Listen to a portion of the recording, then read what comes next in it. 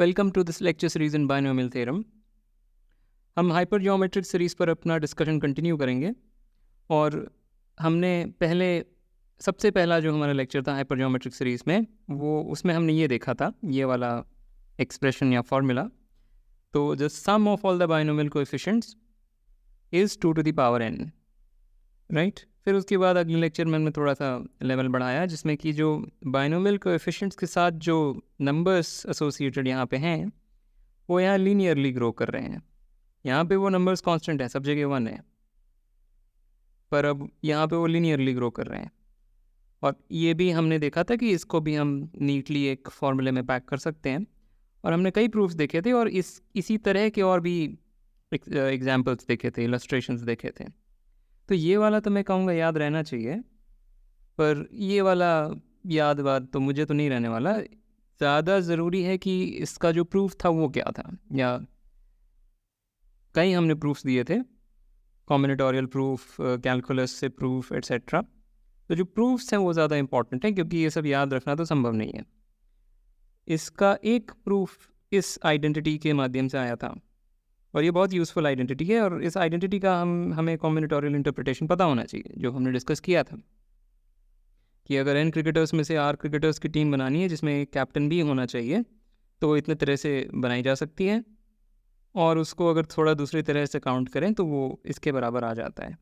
नहीं तो ये डायरेक्ट फॉर्मूले से भी आ जाता है कि जस्ट बायनोमियल कोएफिशिएंट का अगर हम फॉर्मूला यूज़ करें तो भी ये तुरंत आ जाएगा, और कॉम्बिनेटोरियल इंटरप्रिटेशन से बात समझ में आती है। ओके, तो इस लेक्चर में हम लेवल थोड़ा और बढ़ाएंगे। यहाँ पे जो ये जो नंबर्स यहाँ लिखे हुए हैं वो क्वाड्रेटिकली ग्रो करेंगे, basically that is the point. All right, so here are some problems for practice. This is problem sheet 1 and this is problem sheet 2, and now let us get started. पहला illustration, ये binomial coefficients हैं, उसके साथ जो associated scaling numbers हैं वो क्वाड्रेटिकली grow कर रहे हैं, और उनका सम हमें बताना है कि इसके बराबर है।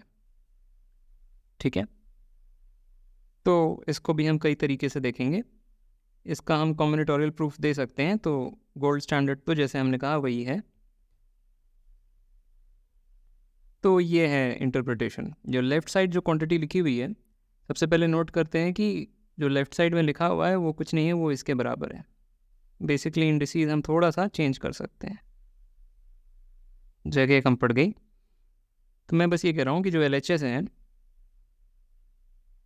उसमें R को 0 से स्टार्ट करो या 2 से स्टार्ट करो, कोई फ़र्क नहीं पड़ता।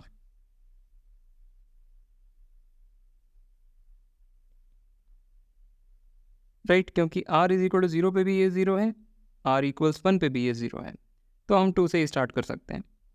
और अब हमारा इंटरप्रिटेशन इस एक्सप्रेशन के लिए ये है कि मान लेते हैं हमारे पास n क्रिकेटर्स अवेलेबल हैं, और इनमें से हमें एक टीम बनानी है जिसमें कम से कम 2 क्रिकेटर्स हों, और उस टीम में हमें एक कैप्टन नियोजित करना है और एक वाइस कैप्टन नियोजित करना है, और कैप्टन और वाइस कैप्टन अलग अलग व्यक्ति होने चाहिए।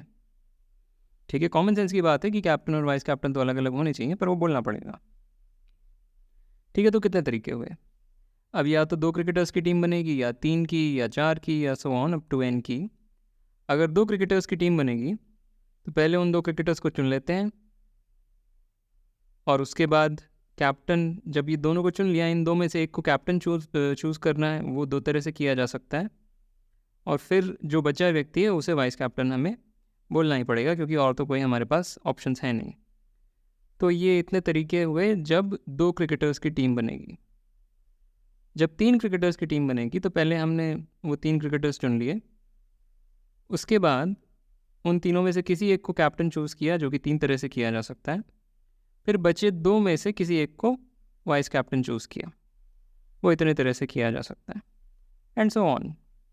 जब R क्रिकेटर्स की टीम हम बना रहे हैं तो पहले उन R क्रिकेटर्स को चूज़ कर लिया, फिर उनमें से किसी एक को कैप्टन नियोजित कर दिया, और जो बचे R-1 हैं उनमें से किसी एक को vice captain.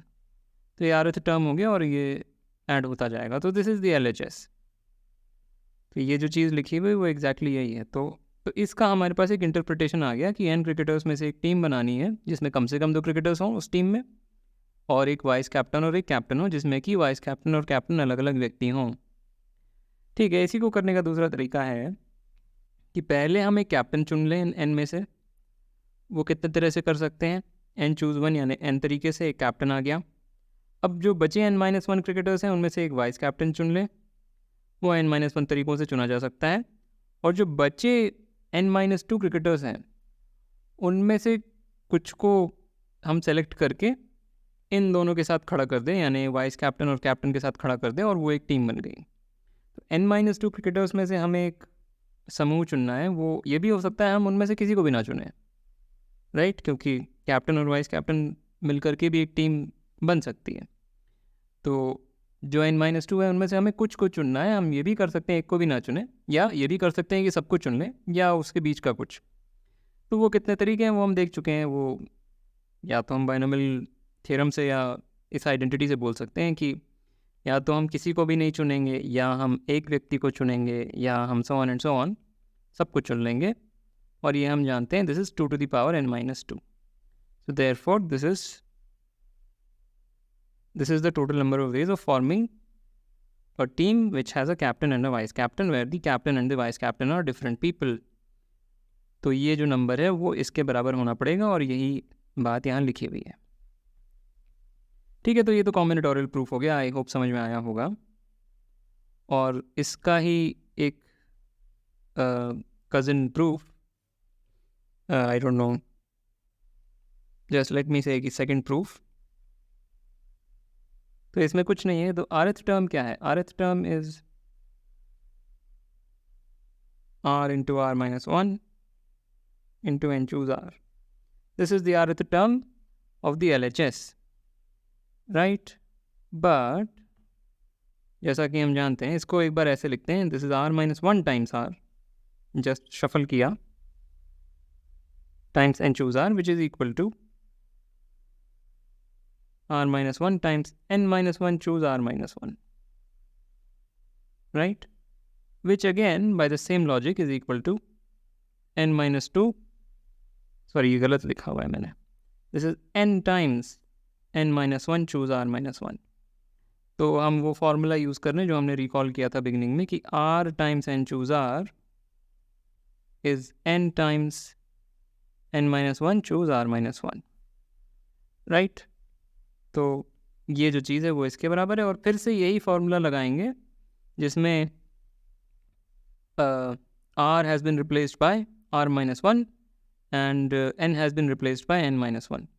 r-1 multiplied with this thing, step skip नहीं करता हूँ, so this is equal to n times r-1 times that, which is equal to n times n-1 times n-2 choose r-2, correct? तो ये है। Well technically this is true. ये तभी true है जब r is at least 2, but as we noticed कि इस expression में r इज इक्वल टू 0 और r इज इक्वल टू 1 की कोई वैल्यू नहीं है, वहाँ पे 0 मिलता है। तो this is true when r is at least 2. Okay, so the summation, this summation is same as that, which is equal to, but थोड़ा इंडिसेस में हेरफेर, उससे हम लिख सकते हैं r going from 0 to n-2, n-2 choose r. Just note कि this thing is equal to that thing, simple सी एक्सरसाइज। और ये हम जानते हैं क्या है, this is 2 to the power n-2. So that is another proof. पर इसका एक और प्रूफ देखते हैं यूजिंग कैलकुलस। तो हमें पता है कि 1 plus x to the power n is this, right? So both side differentiate करेंगे तो हमें मिलेगा n times 1 plus x to the power n minus 1 is equal to r going from 1 to n, r times x to the r minus 1 and choose r, right? इसका derivative मैंने यहाँ लिख दिया है। और r going from 1 to n, क्योंकि जो r is equal to 0 के करस्पॉन्डिंग टर्म है वो कांस्टेंट टर्म है, उसमें ये कांस्टेंट है, तो वो जब हम डिफरेंशिएट करेंगे तो वो 0 बन जाएगा। ठीक है, सो ये हो गया। इसको एक बार और डिफरेंशिएट अगर हम करेंगे तो ये जो r माइनस 1 है वो यहाँ पे आकर के इससे मल्टीप्लाई हो जाएगा, और वही चीज़ हमें चाहिए थी, तो इसको एक बार और डिफरेंशिएट करेंगे। डिफरेंशिएट तो इस बार मिलेगा n times n minus 1 times 1 plus X to the power n minus 2, this is equal to, इस बार r going from 2 to n, that thing, और अब पुट x इक्वल टू 1, तो लेफ्ट साइड पे n times n minus 1 times 2 to the power n minus 2, और right side में जो expression हमें दिया हुआ था on the left side of the original question, right? हमें यही तो बताना था कि this is equal to that, और वो यहाँ से प्रूफ हो गया। कैलकुलस से भी बड़ा अच्छा सा इजी सा सोल्यूशन आता है। ओके, तो आगे बढ़ते हैं। ऑलराइट, तो इस बार जो कोएफिशिएंट्स हैं वो भी क्वाड्रेटिकली ग्रो कर रहे हैं, पर सिंपली आर स्क्वायर, जी rth term is R square and choose R, ठीक है? और हमें शो करना है कि this is equal to that. तो एक तरीका तो ये हो गया कि पिछला वाला जो इलस्ट्रेशन है वो उसको यूज़ कर लें। तो this is the first proof. इसमें कुछ नहीं है, जस्ट rth टर्म हमें दिया हुआ है is R square times N choose R, पर इसको ऐसे लिखेंगे, राइट? इसको ऐसे लिख लिया, विच इज, और अब सम कर देंगे।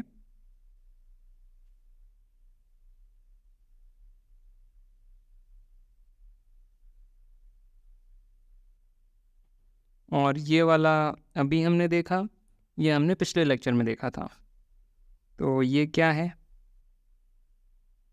ये आया था हमारा n into N minus 1 into 2 to the power n minus 2, और ये पिछले लेक्चर में कुछ आया था, शायद n times 2 to the power n minus 1 ही आया होगा मेरे ख्याल से, राइट? n क्रिकेटर्स में से एक टीम बनानी है जिसमें एक कैप्टन चुनना है, तो यही आएगा। और ये क्या है? इसमें 2 to the power n minus 2 common निकाल लेते हैं, तो ये आया which is equal to n into N plus 1, simple algebra. तो सीधी सी बात है, बेसिकली पिछले सवाल का ही एक वेरिएंट है, पिछले इलस्ट्रेशन का ही वेरिएंट है, पर इसको कैलकुलस से भी कर सकते हैं, और वो भी कोई ज़्यादा फ़र्क नहीं है, जैसा हमने पिछले सवाल को किया कैलकुलस से वैसे ही ये भी होगा। तो कैलकुलस में क्या है कि हम जानते हैं कि ये जो समेशन है, this is equal to 1 plus X to the power n, differentiate, उससे हमें मिलेगा r going from 1 to n, 1 second, हाँ, तो ये एक बार डिफरेंशिएट करके आया। पर अगर हम एक और बार डिफरेंशिएट करेंगे तो हमें यहाँ पे आर स्क्वायर नहीं मिलेगा, हमें r इंटू आर माइनस 1 मिल जाएगा, पर हमें आर स्क्वायर चाहिए, राइट? तो क्या करेंगे कि बोथ साइड पहले x से मल्टीप्लाई कर लेंगे सो दैट ये x to the power r बन जाए, और फिर डिफरेंशिएट करेंगे। तो this implies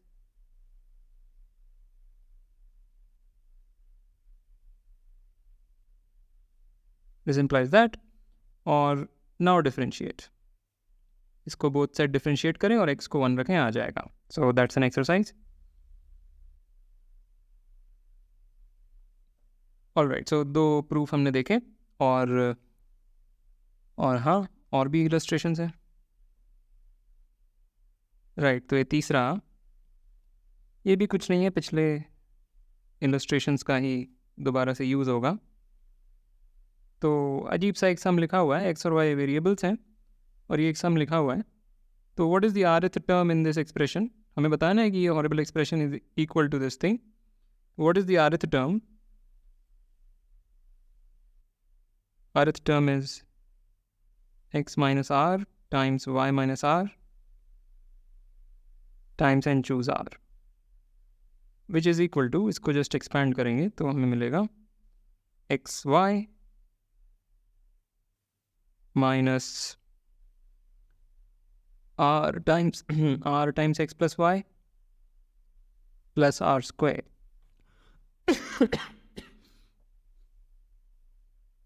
and choose r, which is equal to xy times n choose r minus this thing plus r square and choose r. Great, और अब बस सम कर देंगे।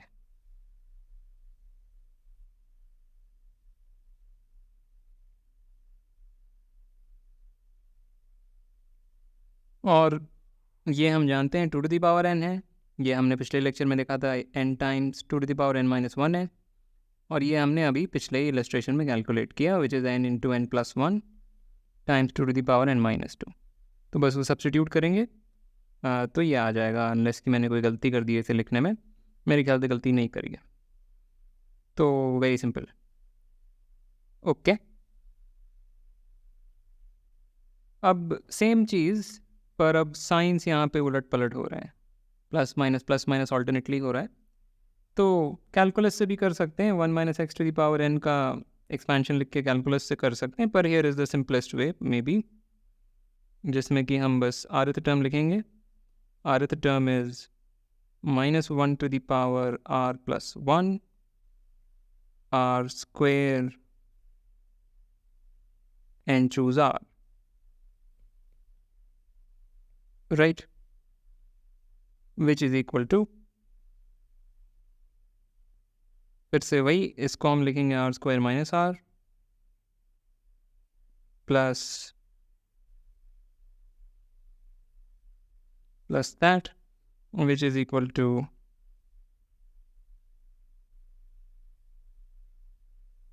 that।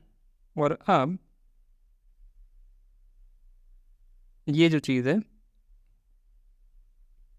ये जो एक्सप्रेशन है, that is equal to, sorry फिर वही गलती है, पे n मैं हमेशा भूल जाता हूँ, राइट। तो फिर वही यूज़ वही किया है बार बार कि r times n choose r is equal to n times n minus 1 choose r minus 1।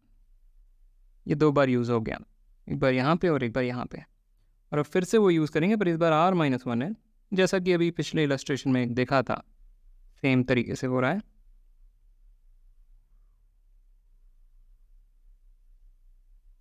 Right, और अब इसको सम कर देंगे। तो अब कुछ नहीं है, ये सब चीज़ें हम पहले देख चुके हैं। ऑल्टरनेट साइंस के साथ ये आएंगे, ऑल्टरनेट साइंस के साथ ये वाले आएंगे, और वो हम जानते हैं क्या है। तो इसको फिल कर लीजिएगा, ये आपका एक्सरसाइज है। Basically just remember the following, जो हम पहले देख चुके हैं कि ये जो समेशन होता है r from 0 to n minus 1 to the power r या r प्लस 1, जो भी n choose r, this is 0। ये हम पहले देख चुके हैं, बेसिकली ये चीज़ यूज होगी। Okay, this was I think the 4th illustration. और लास्ट में जेईई एडवांस का एक सवाल जिसमें डिटर्मिनेंट्स की बात हो रही है।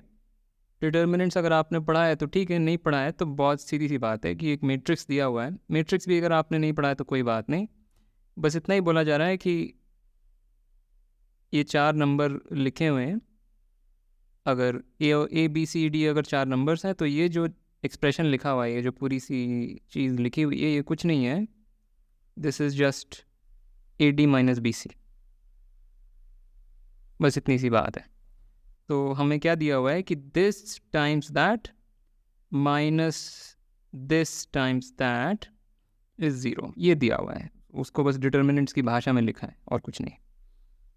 इनका प्रोडक्ट माइनस इनका प्रोडक्ट 0 है, ये दिया हुआ है। For some positive integer n, कोई एक इंटीजर पॉजिटिव इंटीजर n ऐसा है जिसके लिए ये हो रहा है, तो हमें इस एक्सप्रेशन की वैल्यू बतानी है। तो पहले इस इक्वेशन की मदद से n की वैल्यू निकालेंगे और फिर आगे की बात हो जाएगी। तो बड़ा ही सरल सा सवाल है, गिवन जो हमने आज सीखा। तो हियर इज़ द सॉल्यूशन। एक बार मैं कॉपी कर लेता हूँ ये मैट्रिक्स। ओके, तो इसमें 3-4 जो 4 टर्म्स हैं, हम चारों की वैल्यू लिख देते हैं। जो पहली चीज़ है, जो ये है, ये हम जानते हैं क्या है। दिस इज़ नथिंग बट ये है n into n+1/2, right. Just standard बात है ये कि this is equal to that. अगर AP का सम आपको पता है तो ये पता है, नहीं तो ऐसे भी बहुत सरल है। ठीक है, ये क्या है? ये पिछले लेक्चर में हमने देखा था। This is n times 2 to the n-1। Okay, ये अभी देखा, this is n into n+1 times 2 to the n-2, right. और लास्ट में ये जो चौथा है, this is nothing but 4 to the power n, क्योंकि ये कुछ नहीं किया गया है यहाँ पे बस अगर 1 + x to the power n लिखें using binomial theorem, this is equal to this expression. Just x की जगह पे 3 लिख देंगे तो ये बन जाएगा, और यहाँ पे x की जगह 3 लिख देंगे तो ये बन जाएगा 4 to the power n। ठीक है, तो ये है। और अब इसका डिटर्मिनेंट क्या होगा? इसका determinant is therefore determinant is equal to n into n+1/2 multiplied by 4 to the power n minus n into n+1 2 to the n-2 times n times 2 to the n-1, right. और ये हमको दिया है 0 है, this is equal to 0 दिया हुआ है। So therefore हम जानते हैं कि ये एक्सप्रेशन इज इक्वल टू ये एक्सप्रेशन, राइट। होपफुली यहाँ तक समझ में आ गई बात, और इसके आगे कुछ है नहीं। तो since n is a positive integer, हम उसको कैंसिल कर सकते हैं, तो इससे ये पूरी चीज़ कैंसिल हो गई। और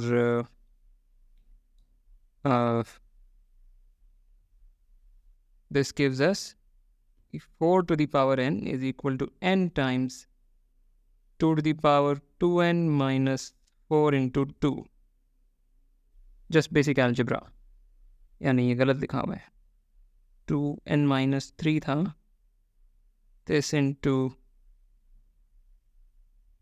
ये है, बट इसको मैं ऐसे लिख देता हूँ, and that gives me n is equal to 4। तो ठीक है, ये आप खुद से वेरीफाई कर लीजिएगा कि ये equation gives you n is equal to 4। अब एक बार n4 आ गया तो ये तो हम हाथ से निकाल सकते हैं, ऑल्दो इसका भी हमने फॉर्मूला पढ़ा हुआ है, राइट। इसमें या तो कैलकुलस लगा सकते हैं, या अगेन वही वाली आइडेंटिटी जो हम बार बार यूज़ कर रहे हैं कि r into n choose r is blah blah blah. तो n इज इक्वल टू 4 यहाँ पे रखेंगे और ये कैलकुलेट कर सकते हैं। तो fill it up exercise, find value for n is equal to 4. Okay, so with that I want to end this lecture. As usual, like, comment, share, subscribe, and I will see you next time.